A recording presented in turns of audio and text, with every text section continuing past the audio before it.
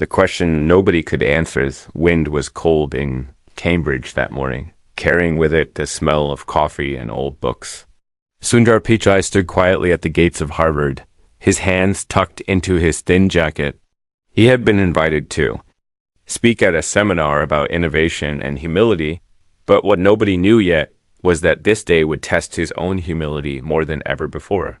Inside the packed lecture hall, students whispered as he walked in. The air was full of expectation. Sundar smiled softly and began to speak, his voice calm and warm. He talked about growing up in Chennai, about using a rotary phone at home that only worked sometimes, and about walking miles to school in the heat. But one student in the back row wasn't smiling. His name was Adam, and he had been waiting for this day for weeks. Adam was one of the brightest students at Harvard, but he also carried a chip on his shoulder. He didn't believe in stories about kindness or resilience. He believed in proving who was smarter. So, as Sundar finished a story about his first job interview in Silicon Valley, Adam raised his hand. "Sir?" he said loudly. So everyone turned. "If I may, I have a puzzle for you. It's a little tricky, but I suppose a man of your stature should have no trouble with it." The room went silent. Sundar looked at him kindly and nodded. "Please, go ahead." Adam stood, holding a sheet of paper, and walked to the front. "If you solve it," he said with a smirk, "I will apologize to everyone here for wasting their time. But if you don't, maybe we'll all see that your success isn't about intelligence after all." Students gasped quietly. Sundar simply smiled, accepting the challenge. Adam placed the paper in front of him. On it was a diagram of a maze, a long and complicated one, but with strange numbers written at the corners. Underneath it, there was a question. Find the path that honors all three rules. Never cross the same number twice. End where you began, and finish in exactly 7 steps. Sundar studied the paper in silence for a long time. Adam folded his arms and whispered to the students near him. This should embarrass him thusly. But Sundar did not look embarrassed. Instead, he closed his eyes and began to trace the maze lightly with his finger, murmuring to himself. Everyone in the room leaned in, expecting him to fail, expecting him to stumble, waiting to see the powerful man defeated. But as Sundar traced the path, something strange happened. His finger stopped, and he looked up, his eyes a little wet. "This puzzle," he said softly, "reminds me of my father." The room went quiet again. Adam frowned. "What?" "My father loved puzzles," Sundar said. Every Sunday he would bring home scraps of paper with mazes or riddles on them. He didn't care if we solved them. He just liked that we tried. He looked down at the maze again. His hands trembled slightly. And he used to say, "Sundar." Continued, "The point isn't to win. The point is to respect the puzzle." Then, to everyone's surprise, he set the paper down and said, "But this puzzle, it feels incomplete." Adam's smirk faltered. "What do you mean?" "I mean," Sundar said, "you're asking me to finish in 7 steps. Never crossing the same number twice and ending where I began. But look closely. One of these numbers is written twice already, here and here." He pointed. The room gasped. Adam's face went pale. He snatched the paper and stared at it. And there it was, an error. Students began murmuring.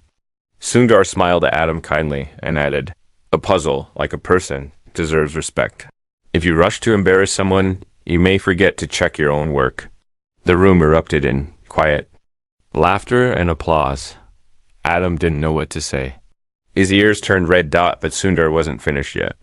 He looked directly at Adam and said something so softly that only the first few rows heard it. Yet it carried a weight that filled the hall. "Do you know," he asked, "what my father would say if you were here? He would say the hardest puzzle is forgiving yourself when you make a mistake." Adam froze. His lips trembled. But before he could respond, the door to the hall opened suddenly, and a man in a dark suit stepped in, whispering something urgently to Sundar. Sundar's eyes widened slightly. He nodded, and without another word, he walked toward the door. The room buzzed with confusion. Students began whispering, "Where was he going? What had happened? Adam stood frozen at the front of the room, still holding the paper, feeling both defeated and something else, a strange kind of shame mixed with admiration. Outside the lecture hall, the cold wind blew harder. Sundar walked quickly into a waiting car. Adam, without thinking, ran after him. "Wait," he called, but Sundar did not turn. The car door shut and the vehicle sped away, leaving Adam standing in the snow, clutching the flawed puzzle in his hand. He looked down at it, and for the first time, he noticed that his own handwriting was shaky where he'd written the numbers dot. And in that moment, as he stood alone, something inside him began to shift. But before he could gather his thoughts, his phone buzzed in his pocket. He answered it. "Adam?" The voice on the line said, low and urgent, "You need to come to the library now. It's about Sundar." Adam's stomach dropped. "What about him?" The line went silent for a moment. Then the voice whispered, "He's solving a puzzle nobody has solved in 50 years. And you won't believe what happens next." Adam's breath caught in his throat. He started running toward the library, the snow crunching under his feet, the flawed maze still clutched in his hand. And as he ran, he had no idea that he was about to see something that would change him forever. Asterisk. The puzzle in the library. Adam's breath came in short clouds of white as he ran across Harvard Yard, the snow crunching louder with each step. The phone was still warm in his hand, but his fingers were stiff with cold and something heavier, fear. The voice on the line had sounded urgent, almost scared, and that frightened him more than he wanted to admit. He clutched the flawed puzzle tighter, his heart hammering against his ribs like a fist demanding to be let out. That the library loomed ahead, its tall windows glowing faintly against the gray afternoon sky. Adam pushed through the heavy wooden doors and was hit by a wave of warm, dry air and the smell of old paper. He stopped to catch his breath, leaning on the doorframe for just a moment. Inside, the library was unusually quiet. Students sat scattered at long oak tables, hunched over books and laptops. But there was a strange tension in the air, like everyone was waiting for something to happen. He spotted the man who had called him one of the senior professors, an old scholar with silver hair and tired eyes, standing near a secluded corner of the library. The professor beckoned to him, his expression unreadable. Adam walked over, trying to compose himself, though his mind raced with questions. Why had Sundar left the lecture so abruptly? What was this 50-year-old puzzle? And why did the professor look almost afraid? The professor spoke in a low voice when Adam reached him. "You embarrassed him today," he said without preamble, eyes narrowing. Adam swallowed hard. I didn't mean..." "Yes, you did," the professor interrupted, his voice sharp but not unkind. "But that's not what matters now. Follow me." He led Adam down a narrow hallway, lined with shelves that reached all the way to the ceiling. The air grew colder as they walked, and the light dimmed, as if the library itself wanted to keep what lay ahead a secret. Finally, they stopped at an unmarked wooden door. The professor produced a small brass key, unlocked the door, and gestured for Adam to enter. Inside was a small room lit by a single green-shaded lamp. In the center stood a wide table, and on the table lay a massive sheet of yellowing paper, covered with faint lines and symbols. Sundar was already there, sitting silently at the table, his fingers hovering just above the paper as though he were afraid to touch it. Adam froze in the doorway. Sundar looked up at him, and for the first time, Adam saw something in his eyes he hadn't expected. Not anger, not disappointment, but a deep sadness that made Adam's chest tighten. "You came," Sundar said softly. Adam nodded. "No." His throat felt too dry to speak. The professor closed the door behind them, leaving the three of them in the quiet room. The air was heavy with dust and expectation. "Do you know what this is?" Sundar asked, his gaze returning to the puzzle. Adam stepped closer and peered at the sheet. It was a labyrinth, far more complex than the one he had given Sundar earlier. That day, the lines twisted in impossible ways, creating circles within circles, paths that seemed to lead nowhere. Strange numbers and faint letters dotted the corners, but they were written in old, Faded hand that was hard to read. Adam shook his head. They call it the Cambridge riddle, Sundar explained. 50 years ago, a professor created it. After a personal tragedy, he claimed it was unsolvable, that it represented a life broken beyond repair. People have tried and failed for decades. Many stopped even looking at it. They say solving it is impossible. Adam felt his stomach. Not. The room seemed colder now. Then why are you here? He asked, his voice barely a whisper. Sundar smiled faintly, though his eyes still held that distant sadness. Because some puzzles, he said, aren't meant to be solved. They're meant to be understood. Adam didn't know what to say. He watched as Sundar finally placed his finger lightly on the edge of the paper, tracing the outermost circle. It was a delicate, almost reverent gesture, as if touching a wound that had never healed. The professor cleared his throat. Mr. Pichai, asked for privacy to try. But I thought you should see this, Adam. You need to see what humility really looks like.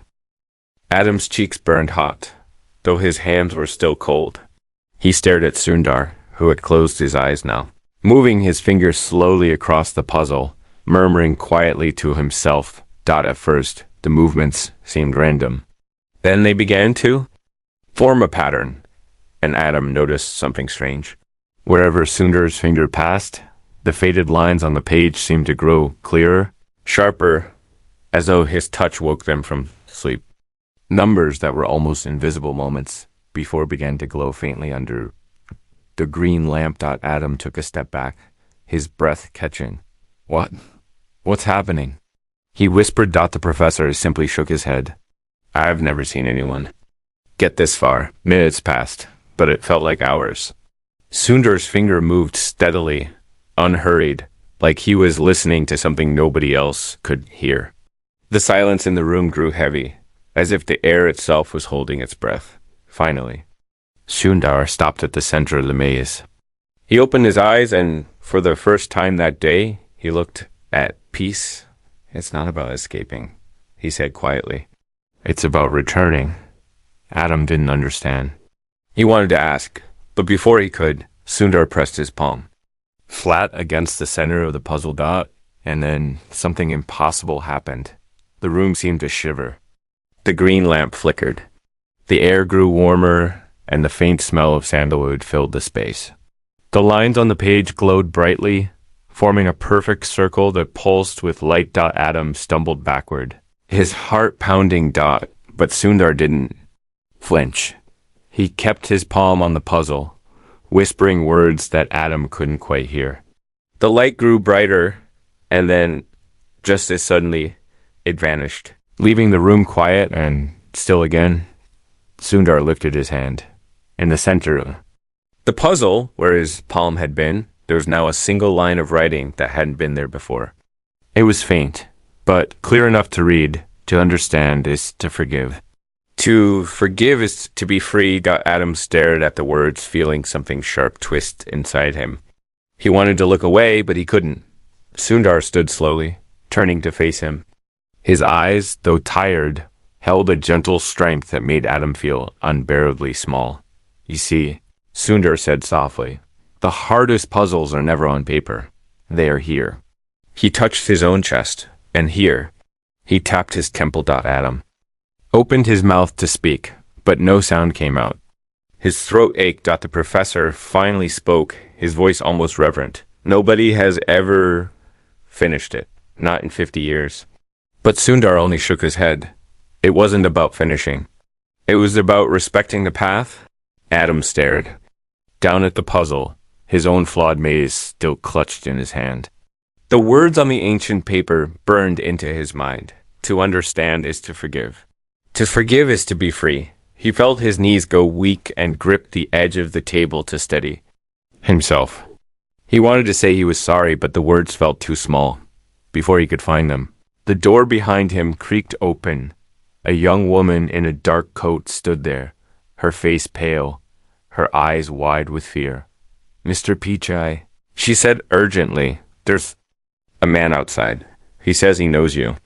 He says he has another puzzle, and he's not leaving until you answer it. Sundar's face hardened ever so slightly, but he nodded. Tell and I'll come. Adam turned to the professor, who looked as bewildered as he felt. Who is he? Adam asked. The professor's lips pressed into a thin line. Then, in a voice so low Adam almost didn't hear it, he replied, someone from his past. Someone who doesn't believe in forgiveness. Adam's stomach sank. Sundar placed his hands on the table, looking down at the maze one last time, then walked toward the door. Adam's fingers tightened around his own flawed puzzle. He suddenly realized he couldn't let Sundar face whatever was waiting for him alone. Without thinking, he stepped forward. Wait, he called out, his voice trembling. Sundar paused in the doorway.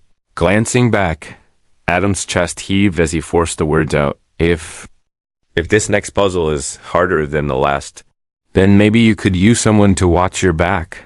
For the briefest moment, Sundar's lips curved into the faintest of smiles. But before he could reply, a loud crash echoed from outside the library. A sound like glass shattering and voices shouting. The three of them froze. And then Sundar's expression grew calm, almost solemn. Come if you're ready, he said quietly, and stepped into the hallway. Adam followed, his legs heavy, his heart racing, the flawed puzzle still clenched in his fist. And as he crossed the threshold, he couldn't shake the feeling that whatever waited beyond those doors would not only test Sundar, but also himself. The man outside the library. The cold outside felt sharper than before, cutting through their coats like it had grown teeth. Sundar stepped out first, his hands in his pockets, face calm, eyes alert. Behind him, Adam followed, heart thudding in his chest like a warning drum. The snow had stopped falling, but the ground still held the quiet crunch of winter beneath every step. The plaza in front of the library was almost empty except for one figure. He stood perfectly still beneath the old stone arch, dressed in a charcoal gray coat buttoned to the neck. His face was pale, his expression unreadable. His eyes, however, were unmistakable. They were fixed on Sundar with a kind of silent fury that made Adam instinctively take a step back. There was no sound. Even the wind had gone quiet. Sundar slowed, then stopped, a few paces away from the man. The two of them stood facing each other like pieces on a chessboard, not moving, not blinking. Finally, the man spoke. His voice was low, rough at the edges. You remember me? Sundar didn't hesitate. Yes. Adam watched, confused, trying to place the stranger's face. He wasn't old, perhaps in his mid-40s, but something in his posture felt damaged, not physically, but emotionally, like a structure that had stood too long in a storm. What does he want? Adam whispered to the professor, who had followed them out and was now standing a little to the side. His coat pulled tight against the wind. The professor's expression was grim. Revenge, I think? Adam felt a chill run down his back. The man stepped forward slowly, snow crunching beneath polished black shoes. I came here, he said, because you owe me an answer. Sundar looked at him without blinking. What's the question? The man reached into his coat pocket and pulled out a small, folded sheet of paper. He handed it to Sundar. Same game, he said. A puzzle, but this one's different. If you fail, I speak to the press, to the board, to everyone. I tell them what you did. Adam's eyes widened. What was he talking about? What secret was hidden behind Sundar's calm exterior? Sundar accepted the paper and unfolded it slowly. His eyes moved across the page once, then again. His expression didn't change, but Adam could tell this one was harder. What's the catch? Sundar asked quietly. The man tilted his head. It's not logic-based. It's emotional. Every step you take has consequences. Every move reveals something about you. The man ignored him, his eyes still locked on Sundar. It's a memory. Maze, he said. And the only way through it is by facing something you've spent years trying to forget. Sundar closed the paper. Fine, he said. Where? The man turned and gestured to the far end of the courtyard where an old brick building stood, one that had been closed for years due to renovations. The windows were dark and the heavy door stood slightly open, creaking in the breeze. Inside, the man said, You'll find a table, a notebook, and a single light. Adam looked from Sundar to the building, then back again. You're not seriously going in there? But Sundar didn't answer. He was already walking. Adam hesitated, then followed, his thoughts racing. What memory? What secret? What could possibly scare a man like Sundar Pichai, someone who had faced world leaders, corporate battles, and global pressure? The inside of the building was colder than outside. The air was still, heavy with dust and forgotten things. They walked down a narrow hallway until they reached a single room with peeling paint and a cracked window inside, just as the man had. Inside was a wooden table, a chair, a notebook, and a small desk lamp that flickered when Sundar turned it on. He sat down, slowly opened the notebook, and stared at the first page. Adam leaned over to look. The puzzle was simple in appearance, just a short paragraph at the top of the page. You are 8 years old. Your mother is ill. Your father has just walked 6 miles to bring you a book. You know reading will make her smile, but the book he brings is in the wrong language. Do you tell him the truth, or do you pretend it's the right one to protect him? Choose. Explain. Adam blinked. This isn't a puzzle. It's a test. Sundar didn't speak. His hand trembled slightly as he picked up the pen outside the room.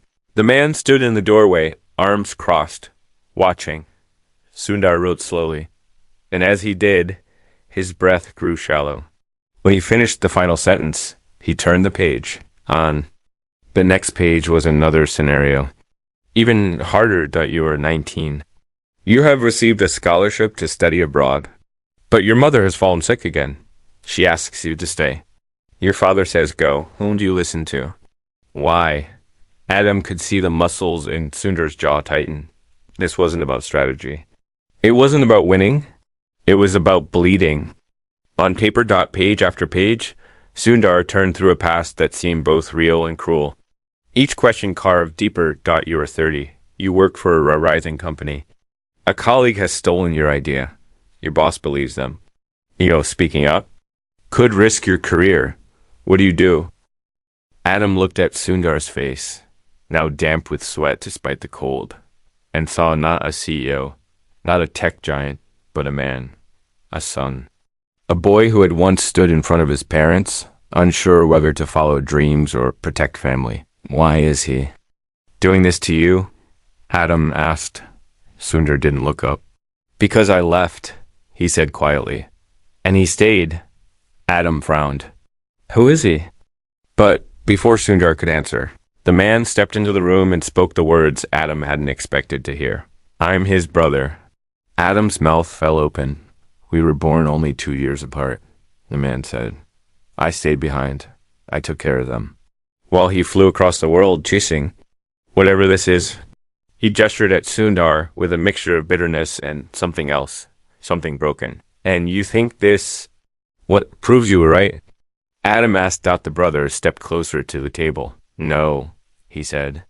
I just want him to admit that he left, that it hurt us, that he owes us more than success and headlines. Sundar set the pen down. He looked up, his voice low but clear. I never forgot you, he said. Not one day. I carried guilt like a second shadow. I missed our parents' final days because I was presenting at a tech conference in Berlin. I missed your wedding because I couldn't afford the flight. I missed a lifetime of moments because I thought I was building something better. But now I see maybe I was running. The room was silent for a long time. Then Sundar stood, walked over to his brother, and did something that stunned Adam to the core. He knelt, not out of weakness, but out of something far deeper. Surrender. Humility, grief. You want me to say it, Sundar said. I was wrong. I should have come back. I should have said goodbye. I should have told you that I never stopped missing you. The brother's face twisted, and for a moment, he looked like a man caught between anger and the urge to cry. He dropped to his knees. And suddenly they were two brothers kneeling in the dust of an abandoned building. Shaking with emotions too heavy to name. Adam turned away, blinking fast. Something in his chest cracked open, but before he could process it, the building itself groaned, a loud creaking from above. The professor shouted from down the hall, Get out, Now, the roof, a beam splintered above them. Sundar grabbed his brother by the arm. Adam reached for them both, as the ceiling began to collapse. The three of them ran for the door, just as they reached the hallway. A final crash sounded behind them. They turned in time to see the puzzle notebook, still, glowing faintly under the flickering lamp, swallowed by falling wood and dust, and somewhere inside that dust, the last page had remained untouched. The question that followed them into the night had deepened when they stumbled out of the collapsing building, coughing on dust and shivering against a bitter wind. Behind them, the abandoned structure groaned and sagged as if releasing decades of grief all at once, its roof caving inward and windows cracking under the strain. Sundar held his brother's arm firmly, his coat torn, his hair dusted white from the plaster that had rained down from above. Adam followed closely behind, his own hands raw from grabbing at jagged wood in his rush to pull them free. For a long moment, they all simply stood there, breath steaming in the moonlight, staring at the wreckage as if it could somehow explain what had just happened. The faint scent of smoke mixed with the smell of old books and memories, and the courtyard around them was eerily silent. The world reduced to the sound of their heaving chests and the distant echo of the building settling into ruin. Sundar turned. First, his eyes sweeping the rubble as though searching for something lost, something he might never recover. Adam noticed how he moved, not like a man angry at the destruction, but like a son mourning the quiet burial of a part of himself. Even his brother, still catching his breath beside him, seemed different now. The sharp edge of his anger dulled by exhaustion and the undeniable fact of what had just transpired. Adam wanted to say something, anything, but no words came.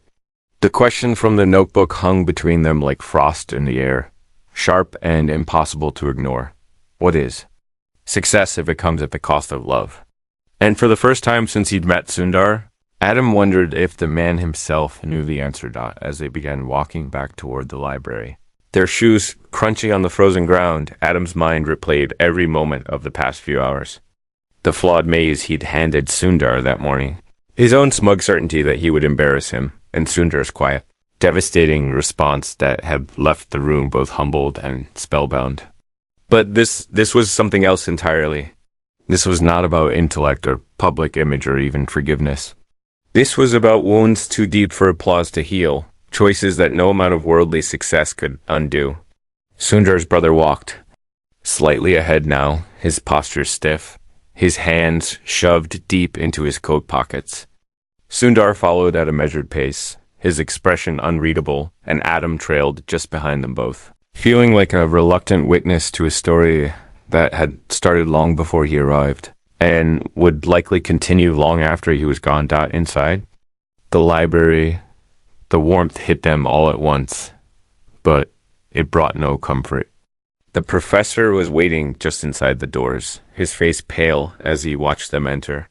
He didn't speak, only nodded faintly, as though acknowledging that whatever had happened inside that crumbling building was not his to name. Sundar paused. In the doorway, glancing back toward the dark silhouette of the ruined structure outside, his lips pressing together into a thin, tired line. When he finally spoke, his voice was so soft Adam barely caught the words. "The notebook," he said, simply as though to himself, "It's gone." His brother said nothing, but his gaze flickered down to the floor, and for the briefest moment his hand trembled, whether from cold or from something deeper. Adam couldn't tell. The professor finally broke the silence, his voice low and almost reverent. "That notebook. It's been sitting untouched in that room for half a century. Nobody even tried to finish it after the first few years. And yet, somehow, tonight it gave you its final question." His eyes narrowed slightly as though he too was turning the puzzle over in his mind. Perhaps it was never about finding the answer, but about being willing to ask it. Sundar didn't respond. Instead, he removed his glasses, wiping them absently on his sleeve, his face thoughtful and weary.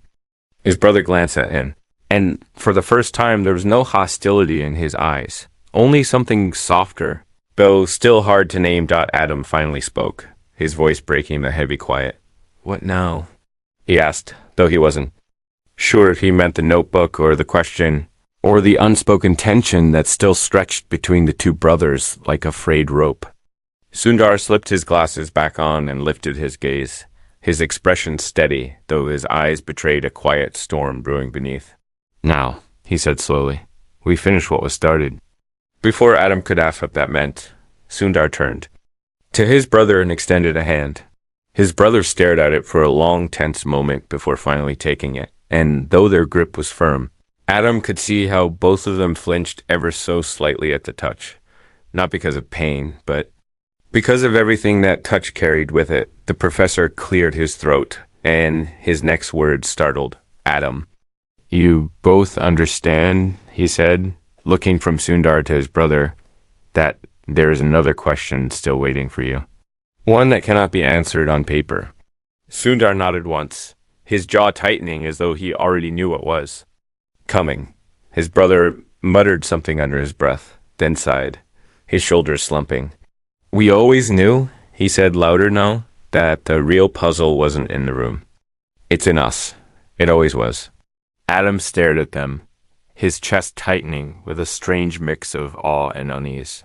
He felt like a boy who had opened a book expecting a simple story, and instead stumbled into a history written in grief and sacrifice. Then the doors to the library swung open behind them with a sudden, heavy creak, and a blast of icy wind rushed in. A woman stood there, silhouetted by the faint glow of the courtyard lights. Her hair was pinned back neatly as she held a slim leather folder close to her chest. Her voice cut through the silence like a knife, calm but carrying the weight of something final.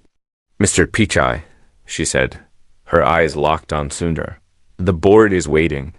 They say you know what this is about." Sundar turned slowly, his face unreadable. For a long moment, he didn't speak. Then he stepped forward, his coat brushing past Adam as he moved toward the door. His brother followed without a word, his expression suddenly guarded again, as though the fragile moment between them earlier had already been packed away, stored somewhere private. Adam stood frozen, unsure whether to follow, but something inside him, a quiet, stubborn curiosity, pushed him forward anyway. The woman didn't stop him. She simply glanced at him once and then turned, leading them all out into the night. The courtyard was even colder now, the air sharp and full of stars. The ruined building behind them nothing but a dark shadow against the sky. They walked in. Silence for several minutes, their breath visible, their steps synchronized almost without meaning to. Finally, they reached another building, tall and stately, its windows glowing warmly, its doors held open by two waiting attendants. Asterisk. Inside, the room was quiet but charged with a strange, heavy energy. A long table stretched across the center, and around it sat several people in suits, their faces serious, their eyes fixed on Sundar as he entered. The woman gestured for them to sit, but Sundar remained standing, his hands folded calmly in front of him. One of the board members, an older man with deep lines etched into his face, cleared his throat. "Mr. Pichai," he said, his voice even but stern, "you know why you've been called here. We have one final question for you before any decisions are made, and we expect an answer tonight." Sundar didn't flinch. He simply nodded. "Ask it," he said, his voice quiet but steady. The older man leaned forward slightly, his eyes narrowing. "You've built an empire," he began. "You've solved problems others couldn't even comprehend, and you've carried the weight of millions. But along the way, you've made choices that have hurt people, both close to you and far away.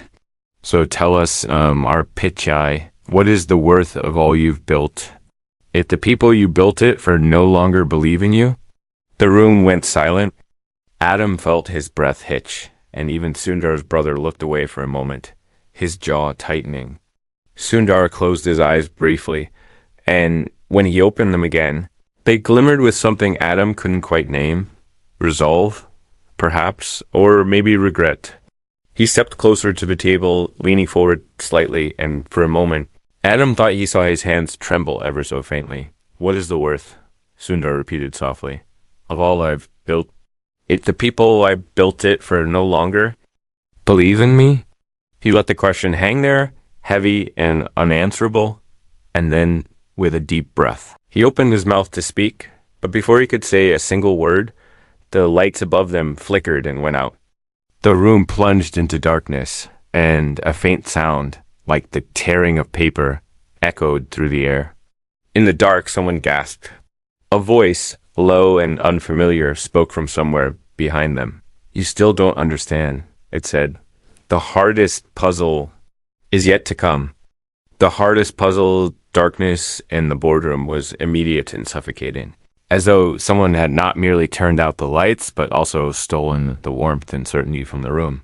Sundar stood very still, feeling the air shift, hearing the faint intake of breaths around him as everyone instinctively held their place, unsure whether to move or speak.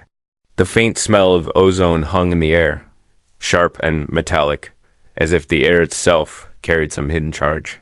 For a moment, nothing happened. Only the faint sound of the city outside and the occasional scrape of a chair against the polished floor, as someone shifted uncomfortably. Then the voice came again, deep and deliberate, and this time there was no mistaking the power behind it, calm yet commanding. "Familiar yet strange, you solved the riddles," it said slowly, the syllables stretched like the turning of a key, but not your own. "You impressed their minds, but lost their hearts. You built bridges to the world, but burned them at home. Do you still believe this is about them?" The words hovered in the dark, each one cutting clean and sharp. Sundar's jaw tightened, and though his eyes strained to adjust to the sudden blackness, he knew instinctively where the speaker stood, directly behind him, so close that the faint warmth of another presence grazed his back.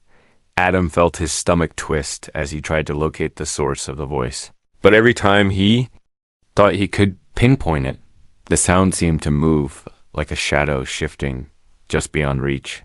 His eyes darted nervously to Sundar's brother, who stood a few feet away, arms crossed tightly over his chest, his expression tense yet unreadable. In the dim moonlight filtering through the tall windows, Adam could see the older man's eyes, glinting faintly, and for the first time he wondered if perhaps this strange figure in the dark, this challenger, this accuser, was not entirely a stranger after all, thought Ben. Suddenly, a single light flared on at the center of the table. Not the overhead lights, but a solitary desk lamp, throwing a harsh circle of illumination across the polished wood. In that pool of light sat yet another puzzle, but unlike the others, this one was not written on paper or printed in a book. It was laid out in physical pieces, hundreds of tiny wooden tiles scattered across a board, each engraved with words so small Adam had to squint to read them. Sundar stepped forward, his face calm but his shoulders stiff, and stared at the tiles. His fingers hovered just above them, and Adam noticed the faint tremor in his hands. "You recognize it?" The voice said again, this time softer, almost sad. Sundar nodded once, though his eyes remained fixed on the board. "The labyrinth of words," he murmured, so low Adam barely heard him. "The first puzzle our father gave us." The brother exhaled sharply at that, and for the briefest second, Adam saw something crack in his expression, a flicker of grief or guilt or some other quiet ache. He stepped closer to the table, his voice rough. "He brought it home on his birthday," the brother said.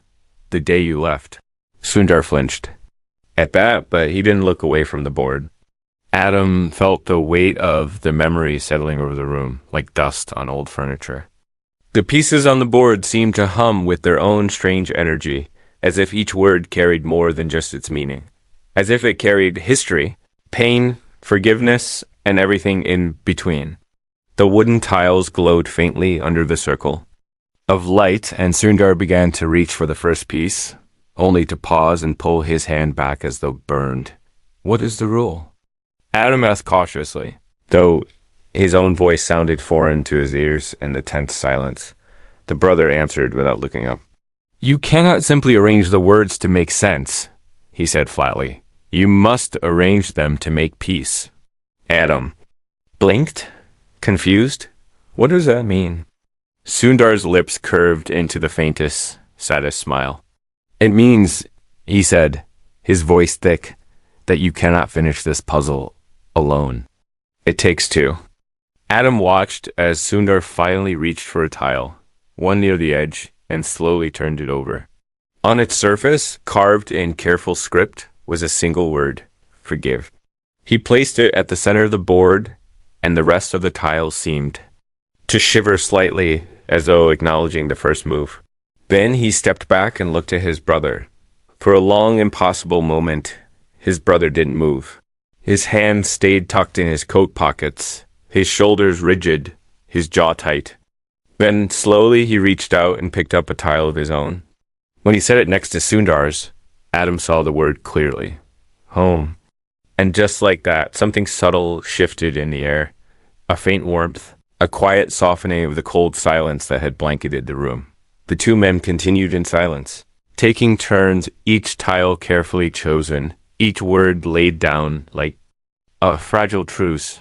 Regret, love, father, dream, mother, distance, memory. With each move, Adam began to understand what the professor had meant when he'd said the real puzzle was not on paper. Each word was a confession, each placement a fragile bridge stretched between two shores that had drifted too far apart. Sundar's hands were steady now, but his eyes shimmered faintly. And though his brother's face remained stern, his breathing came faster, more uneven dot as the board filled. Adam felt something tightening in his chest, the realization that he was witnessing something sacred, private yet universal. This was not about who was right or wrong, not about proving brilliance or winning a game. This was about two people, finally daring to speak a language. They had both forgotten, but had never stopped needing dot. Then came the final tile, a single piece left at the edge of the board. Sundar picked it up, and for the first time he hesitated. The word on it was clear: goodbye. He stared at it for a long moment, his shoulders rising and falling slowly, as if under a great weight. His brother reached out, placing a hand lightly on his arm, and with that small gesture, Sundar finally set the tile down at the very top of the board. The word goodbye glowed faintly for a heartbeat, and then, to Adam's astonishment, all the words began to shimmer and rearrange themselves, forming a single, simple sentence. We leave to become, but we return to belong. The circle of light faded, and the tiles stilled, leaving only the quiet hum of the room. Sundar and his brother stood together now, not quite facing each other, but no longer standing apart. The air between them was different, heavy still, but no longer hostile.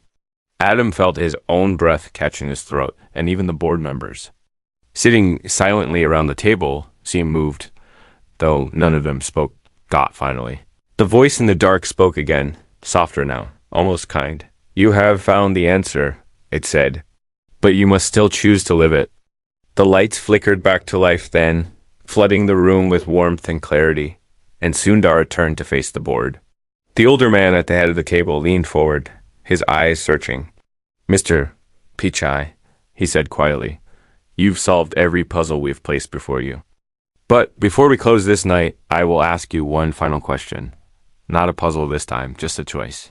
Sundar stood tall, his hands at his sides, his face calm, but his eyes blazing with something new. Not defiance, not fear, but truth. The older man's lips curved into the faintest hint of a smile. Do you wish, he asked, to stay and lead this company? Or do you wish to return and rebuild what was left behind?